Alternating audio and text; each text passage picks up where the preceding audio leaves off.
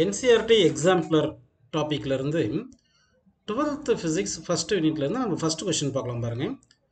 In figure, two positive charges Q2 and Q3 fixed along the y axis. அதாவது இந்த டயக்ராம்ல Q2 வந்து positive சார்ஜ்னு சொல்லிட்டாங்க, Q3யும் positive சார்ஜ்னு சொல்லியிருக்காங்க.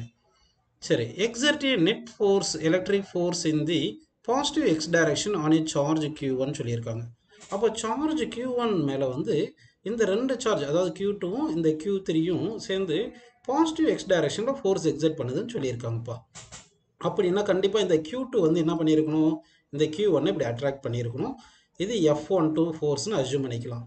அதே மாதிரி Q3யும் எப்படி என்ன பண்ணியிருக்கணும், Q1 அட்ராக்ட் பண்ணியிருக்கணும். அப்போ இது F13 ஃபோர்ஸ்னு அஸ்யூம் பண்ணிக்கலாம்.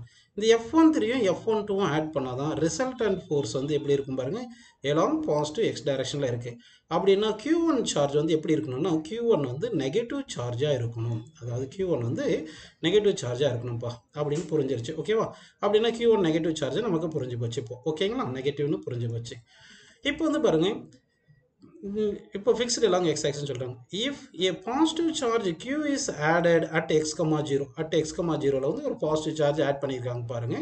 தி ஃபோர்ஸ் ஆன் Q1 சொல்கிறாங்க. ஆல்ரெடியே இந்த Q1 வந்து நெகட்டிவ் சார்ஜ்னு தெரிஞ்சு போச்சு. இந்த Q2வும் இந்த Q3யும் சேர்ந்து இந்த Q1 மேலே எந்த டைரக்ஷனில், பாசிட்டிவ் எக்ஸ் டைரக்ஷனில் ஃபோர்ஸ் எக்ஸர்ட் பண்ணுது. இப்போ அடிஷ்னலாக இந்த Q வந்து நம்ம எக்ஸ் ஆக்சிஸில் எக்ஸ் கமா ஜீரோவில் பிளேஸ் பண்ணதுனால இந்த Q என்ன பண்ணுன்னு சொல்லுங்க, இந்த மைனஸ் சார்ஜ் Q1 நெகட்டிவ் தானே, நெகட்டிவ் பாசிட்டிவ் அட்ராக்ட் பண்ணும். திருப்பி என்ன ஆகும், உங்களுக்கு அட்ராக்டிவ் ஃபோர்ஸ் தான் வரும். அப்போ வந்து இந்த ரெண்டு ஃபோர்ஸுமே, அதாவது Q2 Q3 எக்ஸர்ட் பண்ணுற ஃபோர்ஸும் இந்த கேபிட்டல் Q எக்ஸர்ட் பண்ணுற ஃபோர்ஸும் சேம் டைரக்ஷனாக இருக்குது. அப்போ சேம் டைரக்ஷனாக இருந்துச்சுன்னா ரிசல்டன்ட் ஃபோர்ஸ் வந்து ஆட் ஆகும். ஆட் ஆச்சுன்னா ரிசல்டன்ட் ஃபோர்ஸ் இன்க்ரீஸ் ஆகும்.